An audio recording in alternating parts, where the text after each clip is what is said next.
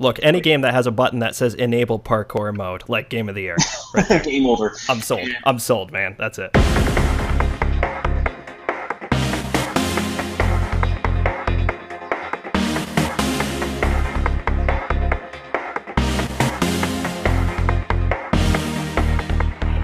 just spent 8.5 hours playing the open beta for The Division over this past weekend. And a large part of that we co-opted, which was really fun. So Brian, what is The Division? Well, The Division, for all those who might have been sleeping under a rock and just don't know what it is a third-person style shooter set in a MMO environment with a mixture of story elements, single-player story elements, with a potential PvP, PvE area where not only do you have a crafting system, you also do have a skill tree, a talent tree, with perks, with gear, with appearance customization, all set in a take on New York City that is set in disarray from a virus that was set loose during Black Friday. Post-apocalyptic, but not quite. I mean, it's a survival game, right?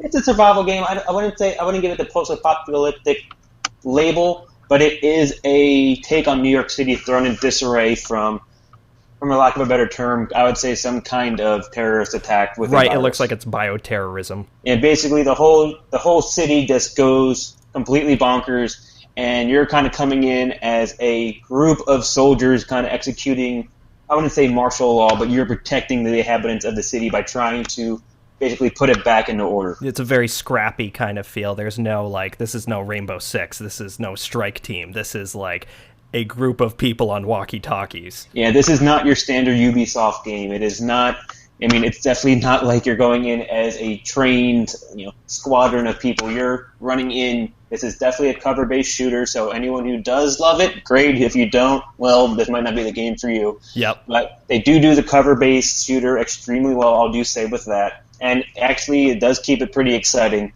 But yeah, it is definitely a scrappy setting where, nothing goes to plan, and you're just kind of trying to grind out these missions, side quests, and random NPC encounters any way you want. What are your thoughts? What are your early impressions of it? Well, coming from the Destiny background, which is kind of what I guess this game to its core, or maybe just from the business standpoint, is trying to combat, I was kind of intrigued on how this stuff would align to the first-person shooter. I guess really in this case, maybe third-person shooter, MMO kind of style. I actually went in kind of hesitant, not seeing how a real-life application of this could actually work. Right. But actually, after hopping in and doing the co-op, I was actually pleasantly surprised about exactly how well they executed it. So, like I said, judging by our awesome Twitter screenshots, it was exactly a blast in both metaphysical senses as well as physical. It was actually a very sense-filling experience, if you know what I mean. Yeah, it's very, very much sensory. That's exactly what I'd describe it as. It is atmospheric as heck. Like, they captured this.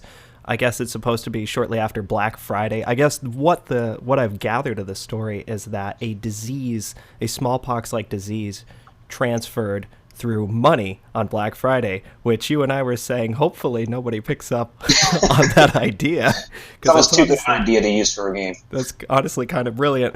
And it's rendered New York in a state of quarantine and emergency and stuff. And from what I can gather, you're part of an elite division that is helping out as needed. People seem to be a little bit skeptical of you. There's not really a lot of story in the beta, which is too bad because I actually was genuinely getting interested in okay, so what's my motivation, Yeah, and that's one thing, kind of echoing your point, that I think the beta was a great example of what the engine of what the environment, what the gameplay could give, but I really did not feel any type of immersion into the game. You're really, at least in the beta, a very silent hero where you don't get any sense of an emotional or personality background at all. Try not to give anything away. You are part of this task force which is kind of built around you, and it's you really don't get really what your motivation is. There's the city's in disarray. You're coming in to kind of be like the last hope, the cavalry, rushing in to save the day of this lone quote unquote division in this major city. But yeah, there's no storyline minus some really very minor, I forget what they call them, holographic finds that you can discover. Yeah, those are actually really cool. I kind of like the concept of that. So you stumble across these I can't remember what they're called, but they're these sort of visual hotspots where you can reconstruct a scene that happened. And it just counts for EXP towards some sort of bar that you're filling up to accomplish some sort of thing, because video games. But it does this really cool thing where it is this frozen moment where you're seeing something that happened and you're hearing the sound effects of it, and you can tag individual people in a surprisingly Watch Dogs-y kind of way. Exactly. That's exactly what I was thinking of too. I mean, if these high-tech gadgets that somehow take up security cameras, cell phone devices, and everything else, and constructs this still image with pliable audio to the scene, but there's no real explanation of how, why, or when. You just kind of look at your wristwatch and it all happens. Yeah, I do. I was noticing, because I hopped in a little bit this morning to play a little bit more, and I was realizing exactly how much. Now, this is made by Ubisoft, and I don't know which of their 8 billion employees were working on this, but it has taken a lot, I think, from Watch Dogs. And Watch Dogs, which unfortunately didn't do that well, it was like Watch Dogs was almost the prototype for something like this, where I feel like this is executed really, really cleanly. They've trimmed the fat, Definitely. It's one thing I hated about Watch Dogs was I loved the concept, but it almost made the game way too easy to the point where you're this master hacker that you ultimately can just hack your way through anything. So within the first 10, 20 minutes, I hacked enough people where I already had enough money to spend. Right? I could buy any clothing I want, any weapons I want, and I don't even think I got past the first few story missions. I'm like, this is already just super boring. I mean, it's exactly, and it had the the typical Ubisoft filler, which one of the best things about Watch Dogs. And this is related, I promise. One of the best things about Watch Dogs is that it had this element where real people could hack into your game. And that was honestly the most exciting part of Watch Dogs, because all of a sudden you're playing this decidedly single-player game, and you had a real person that was stalking you, or you could willingly choose to stalk this real person. Mm-hmm. And this, I think, The Division being as a single-player game, you and I were having a ton of fun yesterday. Agreed. Going through the missions and stuff, going through especially the story missions, or such as they were. There were only really 2 of them. Yeah. But they were multi-level, multi-sequence. They had a good kind of rise, climax kind of thing. And that's really fun, and the exploring is really fun. But I think what it's going to come down to, the longevity of the game, the sticking power of the game, I guess, is the Dark Zone. Oh, definitely. And the Dark Zone is this area, it's the PvP area. All enemy NPCs are significantly harder, as we found out really quickly. Absolutely not holding back. There's no shallow end that you can wade your way into. It's you're thrown into the sharks. And even the very first group that we walked into, which was probably still in the earlier level zones of this black space, or the black zone. The Dark Zone, was, I mean, it was night and day between the standard NPC battles from even the story missions, even the harder ones. I mean, it was, I don't know, it's the armor ratings, the weapons they have. Either way, in numerous situations, it took us God knows how many tries to kill one lone mob, and that usually was with the help of some random 3 or 4 other players joining us to do this. And I will say, with the exception of one roving band that seemed to take up residence in a chunk of the map, most people that we came across seemed to be non-hostile, and willingly so. Some guys openly admitted, I'm cool, I'm friendly. Yeah, I'm just here to drop stuff off, let me go. The sequence in the Dark Zone, the benefit of going in the Dark Zone is that the loot there is significantly better than in the PvE zone. Mm-hmm. And when you get the loot, it's, story-based, it's quarantined, so it has to be extracted before you can use it, etc., video game bullshit. And basically an extraction point, shoot up a flare, calling down an extraction, which is literally a massive bright target on your spot. It could not be like a more obvious, like, hey, there's at least one guy, if not probably several, who all have really good things with them right now. And that's what we saw with, at least once or twice. I don't know if it was the same band of actual players or not that were just roaming around, just plaguing these extraction points. Right, they were griefing. They were griefers.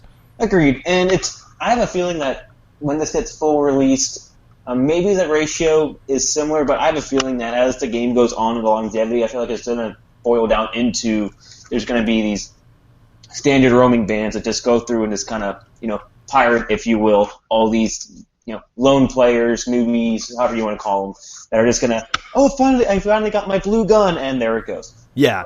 And I almost wonder, I hadn't played enough to check this out, but I wonder if, because there are different zones, different districts, and I wonder if they're capped in any way. Like, this is levels 1 through 8 only. This is levels 9 through 16 only.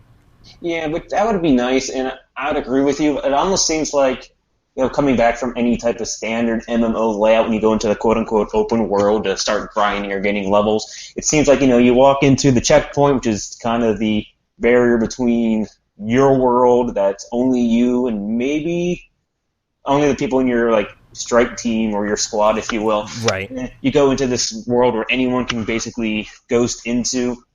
It's almost like you're going to have to maybe run through the lower level area to get through the higher level areas. Maybe the different checkpoints along the way, you can actually enter in the higher level areas through your standard story map. Like, we went in through the one all the way on the right. Maybe as you go up, the other sections of the city unlock, and you can just kind of go straight into it without having to maybe... The game looks like it's I would say a pretty close to scale model replica of New York City, and the beta was only... gives you that feel. I mean, it is definitely massive. Yeah, and the beta was only one seemingly pretty small chunk of that, and it still felt... It had the GTA 4 thing of being incredibly dense. Oh, agreed. And I actually think of it maybe even more so because, it's in a GTA game, you kind of, the depth of all the, the buildings and the layout kind of gets lost in the ability of your character to go out and grab a helicopter, go out and grab an airplane, and all of a sudden all these massive structures seem to kind of meld away into this just sandbox. At least in the Division, at least as the beta sits, when you can only really run around and maybe fast travel, I felt like it was far more of a real-life experience where you're this little guy in this big city, Visually, the impact of being dwarfed by these skyscrapers and running down these narrow, snow-streaked alleyways, that's really awesome. It's a really cool atmosphere.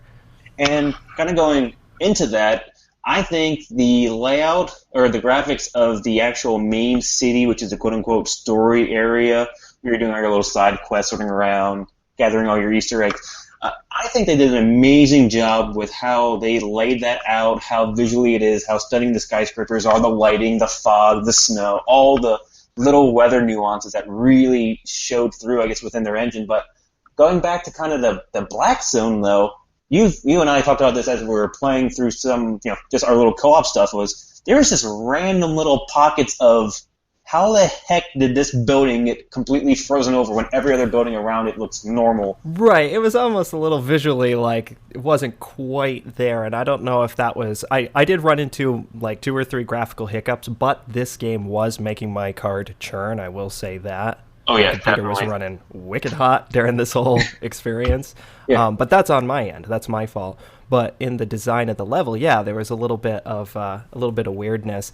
And going back to the density thing, one of the issues that we came across, and maybe it was just I don't really know what to attribute it to, but when we were going through the dark zone, it felt like it was really empty. It felt like it was really sparse of NPCs, and I couldn't quite tell if it was like, well, there's players that are, spawn camping, right, or farming, and they're just, I mean, it is an MMO, but there just didn't seem to be enough moment-to-moment stuff in the dark zone, especially compared to the regular PvE zone, where it felt like, you have civilians walking around, and you do have these sort of random encounters that are going on. Agreed, and I think it kind of goes with I think the story of the game, the kind of the setting where there's maybe less civilians within the Black Zone, because it's kind of like the zone everyone ran away from because it's where the virus hit the hardest. For sure. Definitely, to your point, it did feel extremely sparse, and maybe that's part of the beta, maybe not having their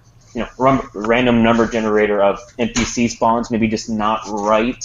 But they're always going to have to dial that in. But well, I will say that the servers ran completely perfectly while I was playing. I didn't experience any dropouts or crashes. I don't know if anyone else did. No, I definitely didn't. I mean, we definitely didn't. I mean, I couldn't tell when people came in or left the area. The only time we really knew other people were around was if they helped us kill an NPC, they had a red skull over them because they just killed another player, or right, or that they came up on a drop zone and just say, "Hey, how you doing?"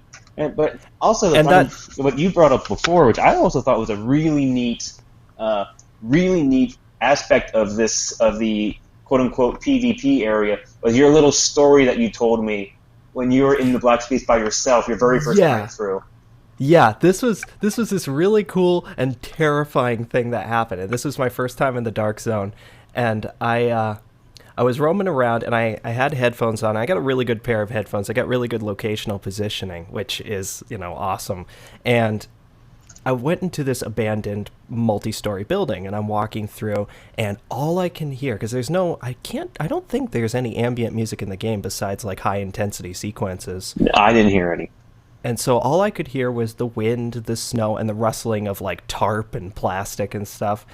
And there was some loot in this building. So I'm just walking through, and I could just hear my own footsteps echoing. But then occasionally I would stop, and I would swear I'd hear other footsteps.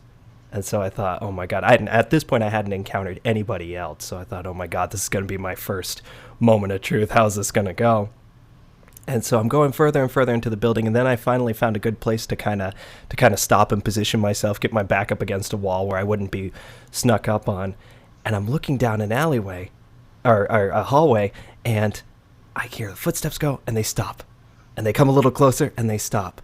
And then I hear a woman's voice go, "Where are you?" I was like, oh God. And apparently there's a proximity with the voice. So it was literally her over her microphone saying, "Where are you?" And just the echo of that down the hallway was so terrifying. And it sounded like she was setting something up. I couldn't quite tell. It sounded like something mechanical was being... my mind was wandering. I thought, oh my God, can you build turrets in this game? She's probably building a turret. That's just my first instinct. And then, like, out of nowhere, another guy shows up at the end of that hallway and just starts shooting at her. And I can see this turret is firing up. There's this crossfire, and I panicked. I was like, oh my God, that's 2 against 1. Oh my God, I got to get out of here. And as I ran out, in my panic, I shot the girl and killed her. And she dropped loot. And I was like, oh my God, it's my first kill. My first time meeting someone, and I killed them. The guy, who had no idea that I was there, was so stunned and disoriented by the whole thing. I could just see his character model, like, looking around. I grabbed her loot, because loot is fair game once you kill another player. Yes, definitely. And I booked it out of there. And I had a big old target on my back, because when you kill another player, you are marked as a player killer, and it shows up on the minimap. And I sprint, and there is a helicopter extraction that is just, like, a minute away from pulling out, and I get over there and I put my loot on that extraction, and it gets out of there, and I leave. I'm just like, oh my God, I'm out of here. It was horrifying, but so the rush of that, I think that the longevity of this game is going to come down to those kind of experiences, because they want this to be a Destiny, not a Destiny killer maybe, but a Destiny competitor. No, definitely, because there's really no other one right now on the market. I mean, Destiny was kind of that groundbreaking game where it was like, we're going to take shooters and MMOs and we're going to put them together. And just like this game, I was super skeptical of Destiny, and then one of my friends finally talked me into it, and I didn't stop playing Destiny up through the latest expansion. I mean, so Destiny did one hell of a job with it, and I'm hoping the Division you could do the same quality job with their take on it, considering they're two completely different things. Completely, one's fighting space monsters and everything else, and you have jetpacks and abilities, and this one is purely just you're a regular human with regular firearms And echoing your point to the Black Zone, I think one thing that was missing from the Black Zone, at least when I was in the Black Zone, I don't know if somehow the different quote-unquote servers you're on changed the map layout at all, but when we were co-oping the regular story, there was all these little random like apartment buildings you could just wander into, walk up multiple flights of stairs, multiple apartments, and actually like loot and look around. There was apartments that were really well off, really poor. But when we were doing the Dark Zone, besides one little building pass through, I didn't get any of that. I mean, mostly it was all alleyway, streets, and rooftop. There was no buildings to explore. There was no any type of like quote unquote dungeons, if you will. And it's too bad, because like DayZ does that really well, where you have buildings where someone can hide inside. They can make a sniper nest out of a 3rd-story apartment building.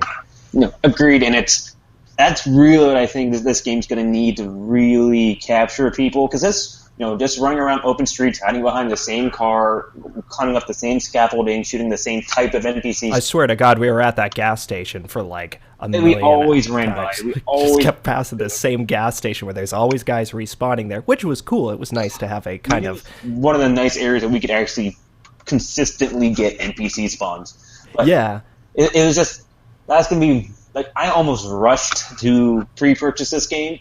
But it's like that's one thing that's holding me up is I just don't know if the Black Zone and the story mission or the story mode is gonna be good enough to continuously pull people back in, because Destiny, I mean, they're on their 3rd expansion right now, and realistically, whenever people get to the max level, they get to end game, they kind of get tired of it, they back out. Eventually, Destiny goes, oh crap, we're getting stale again. They unleash a next expansion, and so on and so forth, like any MMO. And this is probably going to have to follow suit with the same way, but I really would love to know if they're going to somehow go, hey, this is the feedback we got from beta. These are the changes we're going to do, and maybe that will really decide my tipping point with this. Or even maybe the higher you go in your Black Zone ranking, maybe the further into it you get, there's more buildings to explore, which maybe be another type of push for players to actually advance as opposed to just sit there and kill the same NPCs. Right, and as it appears, the progression, well, I guess it's different, because the PvE has the progression of what looks like will be things like weapon crafting and leveling up your abilities and stuff, which sign me right the heck up for that. That's right up my alley. Mm-hmm. I'm really bummed that there's no weapon crafting in the beta, but they teased it, so I'm eager to check that out. There's definitely a station for it, and it also kind of makes you want to look for all these weapon component random drops that you can get. And it'd be interesting to see, how the balance of crafting versus NPC drop versus story mission reward will play into this. Because I actually got the sense of, at least in the beta, that almost all your loot would come from the Black Zone, or any loot that's really worth having would come from the Black Zone. And right, that's a really good point. I didn't think about that. Like, will anybody be able to say, I just play this game single player and I have a good time? Exactly. Or will there be that kind of pressure of like, look, if you really want to, do well in the single player element of it and get some really decent gear, you're going to have to suck it up and go into the Dark Zone. Yeah, and that was kind of what we found out in the beta was, story missions that we might have got. I think the only above green level weapon armor gear I got was when I had to purchase it myself from all the quote unquote money we were getting. But it almost pushed you where you could complete all the story. You'd get okay gear. You might have to maybe buy the even better gear because the NPC drops in the story area weren't super great. But as soon as you go into the Dark Zone, it really starts getting those greens, those blues, those really, really rare equipment. So it's almost like, even if you did everything you could in the story mission, as soon as you step foot into the Black Zone, you're already, behind the 8 ball of someone who only did the Black Zone their entire Division career, if you will. Right, and that's the problem with every MMO, every PvP-based online game, is the guy who spends all his time looking for the rarest loot or griefing for the rarest loot, But at the same time, that also is the, those are the people who play the game every day. So that's good for the Division, Yeah, no, definitely. I mean, there's always going to be those types of people. I was always just about a PvE strict player, and I hardly ever played on, the PvP servers where there's still PvE, but at any one moment, someone can just come up and kill you, basically. And that's just my personal taste, and I almost would love it if there could be a PvE solo Dark Zone. I don't know. I think it would take away from some of the game, but for some people, I think that the aspect of the Dark Zone is going to be almost too intense for them, if that makes sense, more to the casual gamers. I mean, well, I will say, when I ventured in there alone, I was crapping my pants. But as soon as you and I went in there, it just was that extra boost of confidence of like, okay, because there were some moments where you and I both, one of us went down and the other one would come over and heal. Definitely. And things like that. Mm-hmm. And there was kind of a synergy between our abilities because we had different ability skill sets. But what would be perfect for me is I was getting a lot of vibes of State of Decay, which is this really great zombie game that's all based on scrounging around. Like, it is not, you're never going to be ahead of the game. It's just putting off your death as long as possible. And it's all about going into houses, how far you want to venture away, how far you dare venture away from your base, how much you dare carry, and crafting those things, breaking them down, etc. And that was the vibe I was getting, especially in the PvE, going into apartments, going into the subway, whatever we ended up doing, and looking for whatever you could find. And honestly, I personally wish there was more of that, because that is, to me, incredibly fun. I think the real question is, as far as like the holding power of the game, because they want to make a game that's going to last a while, and the question is, who are they catering to? Are they catering to the PvE or are they catering to the PvP? Obviously, I would say the obvious answer is the PvP, just because that's how video games work for the long term. You buy a Call of Duty to play the multiplayer until the next Call of Duty comes out, No, definitely. And with a game like this, especially with Ubisoft's background, I think that they're definitely trying to move it towards that way. And it's kind of nice that the story end of it did look more polished, but there's this more than just this physical line, literally, between the PvP and the PvE areas. Instead of trying to get them to be two well-made tabs of a game, it'd be nice if they somehow synergized just a little bit more than just literally it's you can go through this door or you can go through that door. It's I didn't really get too much of a feel between the two. It's not like what I did in the story mission better suit me for the Dark Zone or the Black Zone, or I guess the gear you get in the Black Zone could help you with the story missions, but there just really wasn't anything besides, I ran out of stuff to do in the story zone, so I guess I'll go over to the Black Zone to see what I can find. Right, it's the end game, right? Yeah, it's completely the end game, and I know, one thing this game has towards its longevity is the fact that you could probably add on sections of the city, or maybe the full release will be the whole city, and then they'll move into other cities for the expansions, if you will, or the DLCs. Right, yeah, that's a good idea. I mean, what kind of expansions will they make? Is this the kind of thing where they're going to say, okay, here's a bunch of new, weapon types or a bunch of new enemy types kind of expansion, or is it going to be story expansions? Yeah, it could do story expansions, environment expansions, crafting expansions, skill expansions. And that's, I think, one thing that goes towards longevity, especially of MMOs, and that's one thing that I was really wondering about how the Division was doing to it, was the level progression of your individual character. Actually, right. The quote-unquote skill progression that, was really what had me interested in how they were going to do this. And I was skeptical of their skill tree at first. I mean, there's 3 tiers. Each one has kind of a toggled or a activate on click ability that had perks to it, and you could upgrade them as you upgraded your main base and your story zone. It kind of had shades of Mass Effect a little bit. Yeah, I would say so. I mean, the skill tree definitely had that. I mean, you had skills, you had perks, and you had talents, I believe, in their skill trees. And I don't know if there's enough longevity in how they did their skill trees, or I'm a little skeptical of them. As you get a few levels, these unlock, and then as you advance your base, the perks unlock, and then you eventually get the master level of them. Right. I like the way that does tie into the missions, though. The mini missions that you can take, where it's like you have the 3 skills are actually 3 wings of your home base, which is medical, tech, and security, and as such, you have different missions. Like for medical, you can be doing a hostage rescue. For security, you're helping out local police enforcement, etc. And as you do that in the game, that gets you a sort of experience that then levels up that wing of your base, that physical building wing, and then that's sort of a visual for your, okay, you've now reached tier 2 for that ability.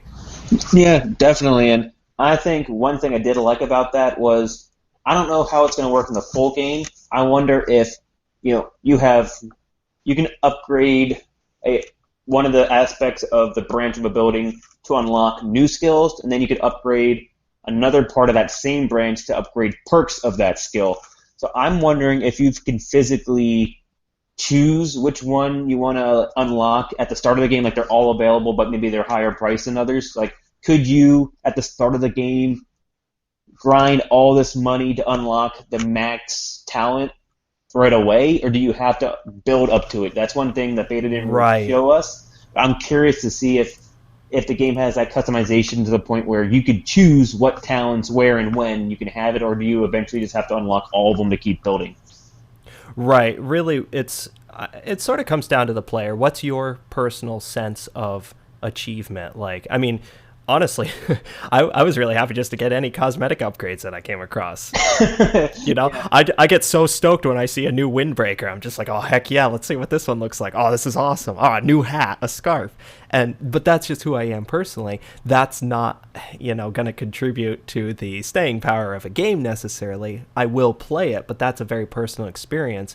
Whereas where you get what's going on in the Dark Zone, where you're potentially killing other players because you know that they've got loot. One of the things we didn't mention in the Dark Zone is that when another player has loot, or when you have loot, you have a very visible yellow pack that appears on your player, on your model, and that's another way of kind of pinpointing you as a target of like, hey, this guy has some Dark Zone loot that he has not extracted yet.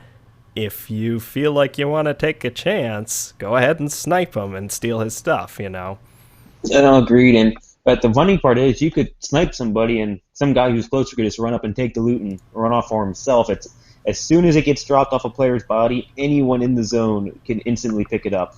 Exactly, and there's the rush, and there's the thrill, and it almost encourages, like, I would say clans or guilds, of players who could say, all right, we're going to do a raid. We're gonna be like the group that we saw last night, a roving band of marauders. So just to wrap this up, you think you're gonna get it?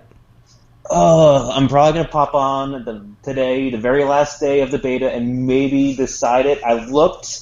There is an option of a quote unquote gold level, or the gold level, if you will, which is like the season pass. You get additional starting gear. And the standard game 60, the gold edition's 100.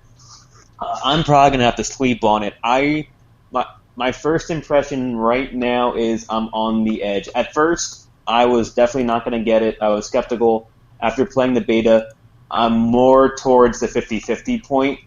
And maybe depending on what happens between the beta and the changes that happen till the release of the game.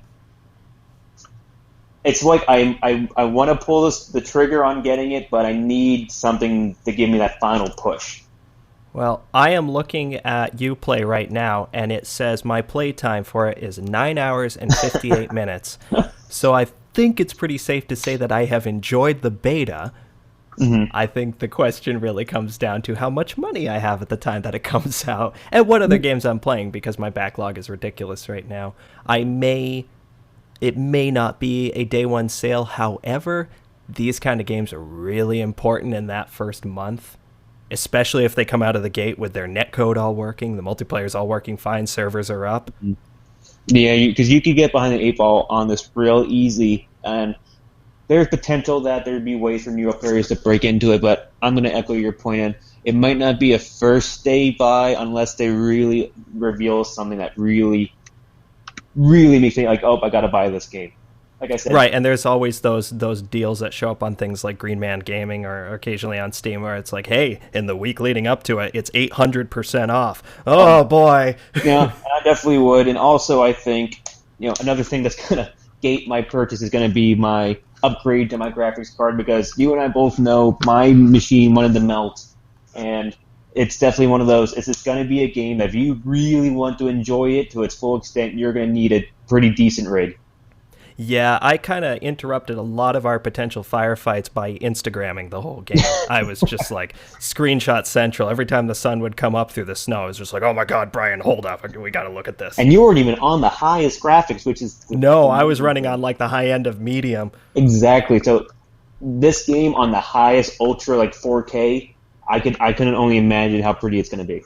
It's drool worthy, and it looks good. It feels good to play. I think the only complaint, which has been echoed all across the internet since the last beta a few weeks ago, which was the fact that the gunplay feels a little lightweight. It feels because you're just shooting guys in hooded sweatshirts, and sometimes it takes like a full clip to take one down, even if you're, mostly focusing on them with a pretty good weapon. It still feels like, gee, that's a lot to kill this one guy.